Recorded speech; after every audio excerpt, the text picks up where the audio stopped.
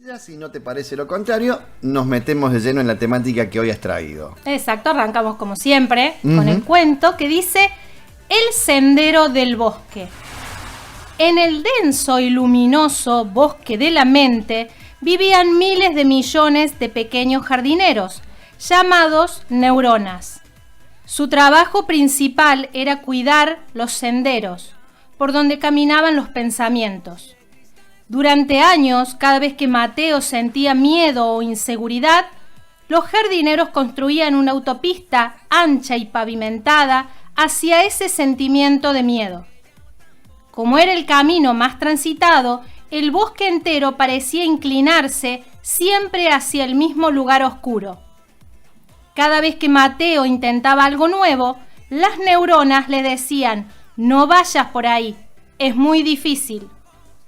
Un día Mateo decidió aprender a tocar la guitarra y descubrió que si practicaba todos los días, un pequeño grupo de jardineros comenzaba a limpiar una senda nueva.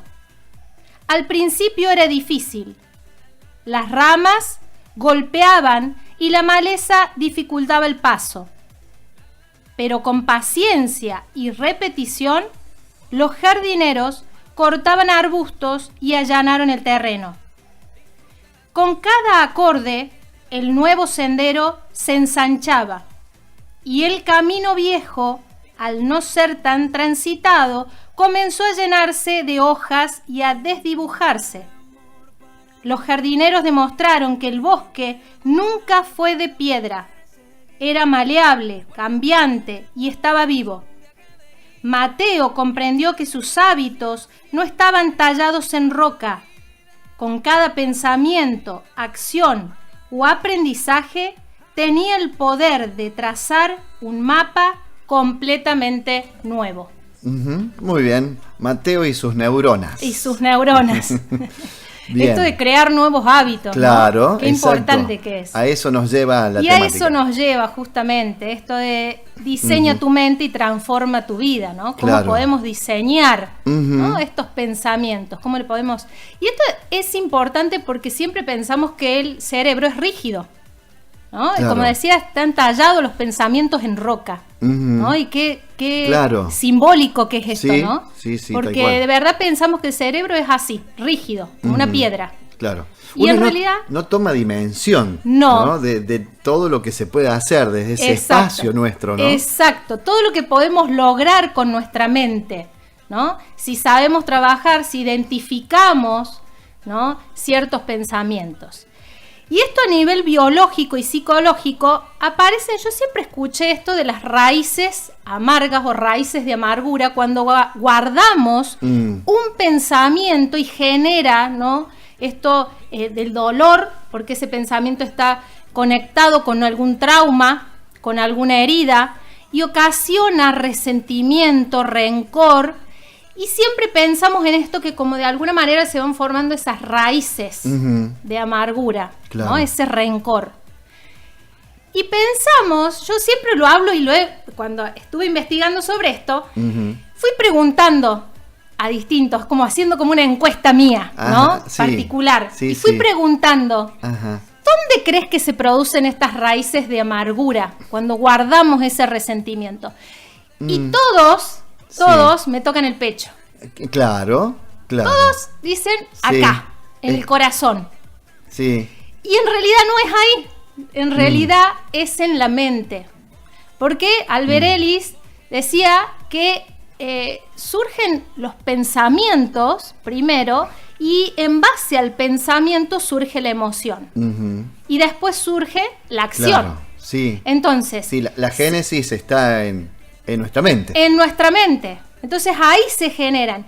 ¿Y por qué esto de raíces? Porque los circuitos neuronales tienen la forma como raíces, Claro. como que son conexiones, Sí. ¿no? Una neurona se conecta con otra y así se van haciendo como un cablerío impresionante, ¿no?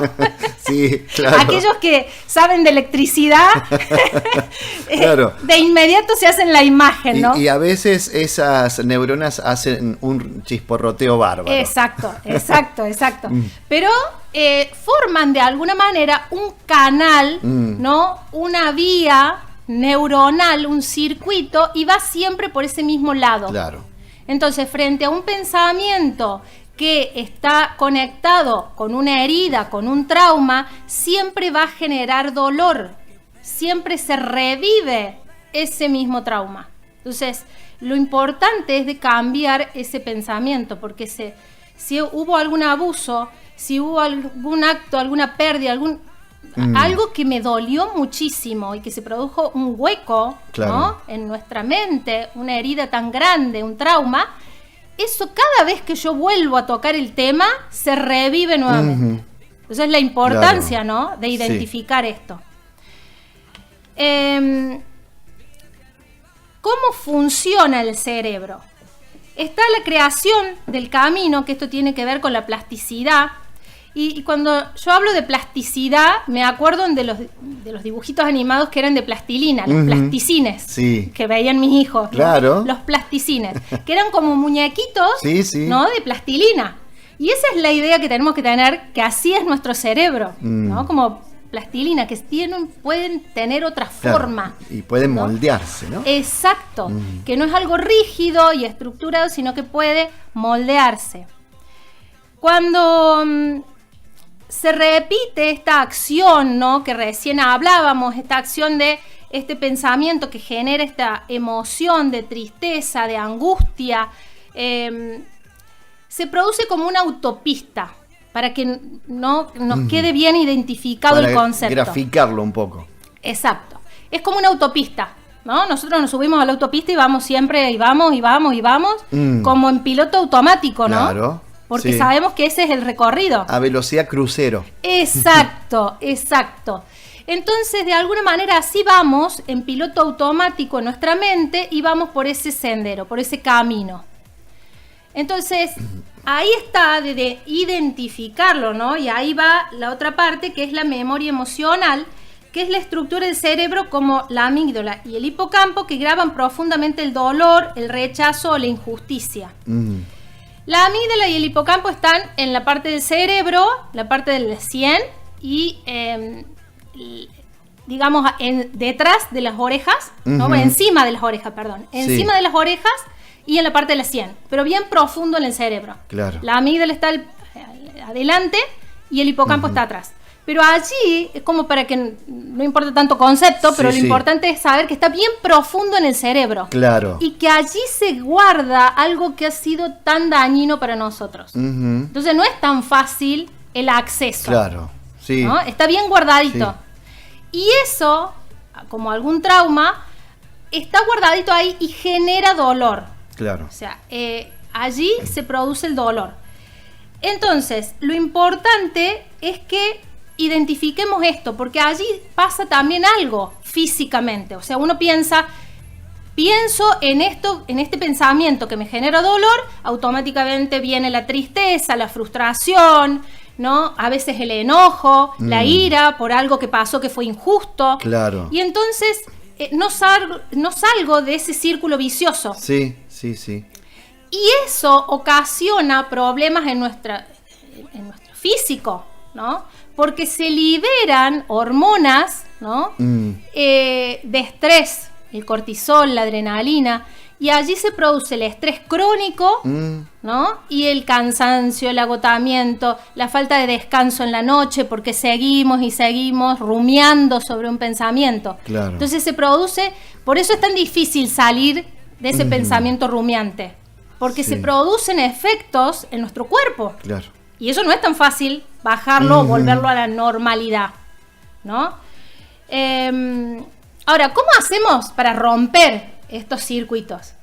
Porque hay que ponerle onda a esto, si no, de acá no salimos más. Hay que acomodar ese circuito. Claro. ¿Cómo hacemos para acomodar esto? Y ahí entra a jugar la neuroplasticidad, ¿no? Esta ciencia que encarga de esto, de identificar, ¿no?, estos pensamientos. Y esto es una buena noticia de que el cerebro no sea rígido, de que sea plástico, que tenga esta forma de moldearlo diferente. Si no, viviríamos siempre de una misma manera. Exacto, digamos, ¿no? Podríamos salir y ya tendríamos esta postura como estar inmersos en un pozo, ¿no? Sin poder salir, sin poder tener libertad, estar esclavos, ¿no? Y aquí entra a jugar algo importante frente a heridas, frente a traumas, el tema del perdón. Porque el perdón me activa este circuito neuronal hacia otra vía. Claro, como que el primer paso que uno da, ¿no? Para que se empiecen a acomodar. Exacto. Y no es que uno piensa, no, pero el perdón lo tengo que sentir. No.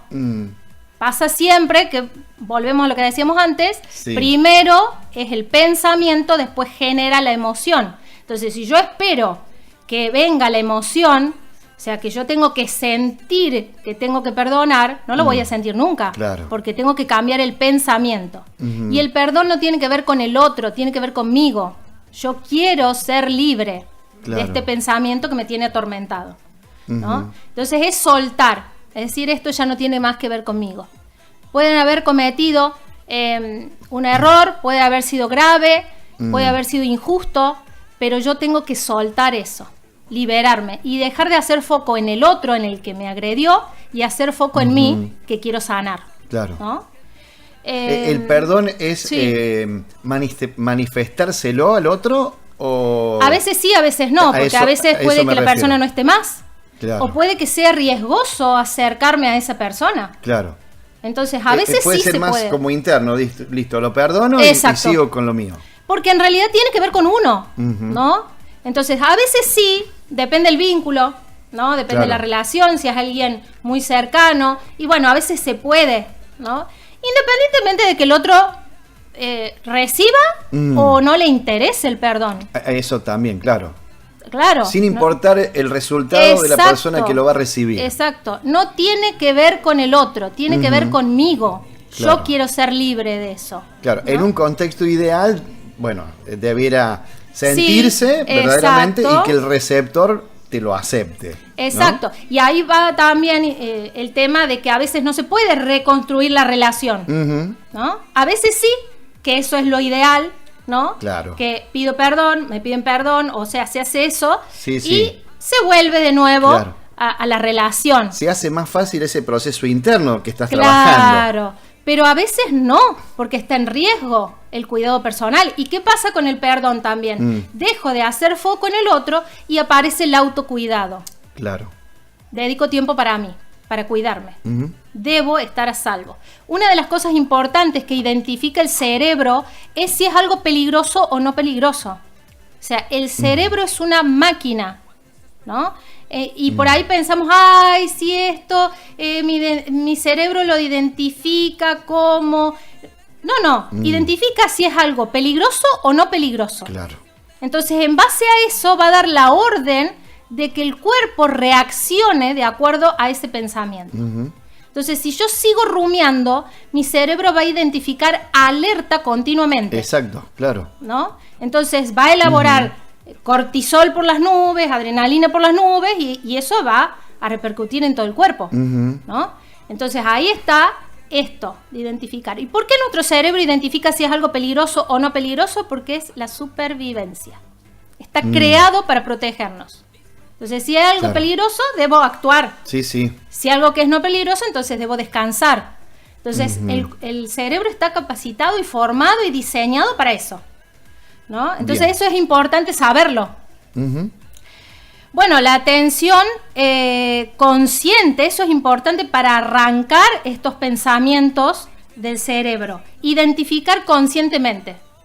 ¿Cuántas veces reaccionamos sin saber por qué reaccionamos de esta forma? ¿No? Entonces, primero identificar, a veces es lo más fácil, identificar la emoción, qué es lo que siento. Claro. Y en base a eso llegar al pensamiento que genera esa emoción. Entonces es un análisis interno, es una búsqueda, ¿no?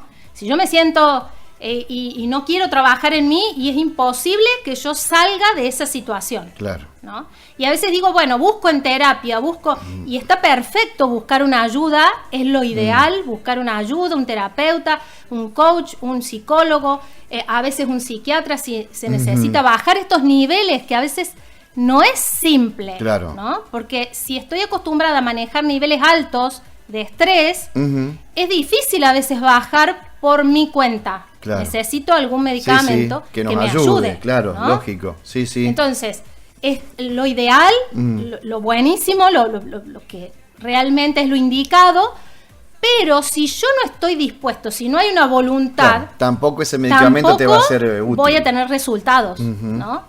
Entonces esto tiene que ver con hacer consciente, identificar cuál es el pensamiento y romper el ciclo de pensamientos automáticos, ¿no? Preguntarme, analizarme, ¿por qué siento esto? Bueno, tiene que haber un pensamiento. ¿Cuál es el pensamiento que genera? ¿Qué pienso? Y a veces tiene que ver con un pensamiento que se traslada de generaciones en generaciones. Claro. ¿No? Es un patrón de pensamiento, una creencia que, bueno, está en cuestiones de preguntar, indagar, a ver si es o no es. Claro. Si más es real difícil, o no. Más difícil igual el proceso, ¿no? Exacto, sí. Si hablamos de esos patrones. Y sí, porque cuestan más. Han sido inculcados y enseñados y eso se forma como una creencia absoluta, ¿no? Es así y es así, no hay forma de cambiar. Bueno, y ahí está, ¿no? En romper con eso.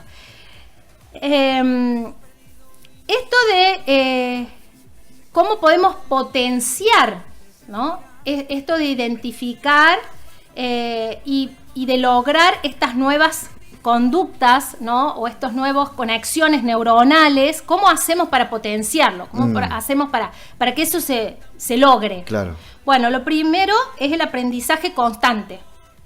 Yo tengo que seguir aprendiendo. Es como decimos voy a hacer actividad física y después dejo con los años, los músculos se atrofian. Claro. Entonces, la mente también pasa lo mismo, ¿no? Si yo sigo aprendiendo, se logra que esa plasticidad adquiera nuevas formas, que esas conexiones neuronales vayan creando nuevos caminos, nuevas autopistas, ¿no?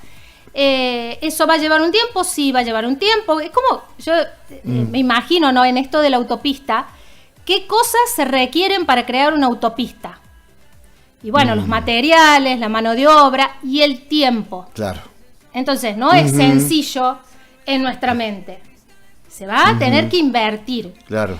Y algo que es sumamente importante es que el cerebro trabaja con energía, ¿no? Es físico, trabaja con energía. ¿Cómo cargamos esa energía? Es importante eso. ¿Cómo cargamos? Vamos al celular, se descarga y lo enchufamos, ¿no? Claro, a la electricidad para que se recargue. Bueno, ¿cómo cargamos nosotros la energía?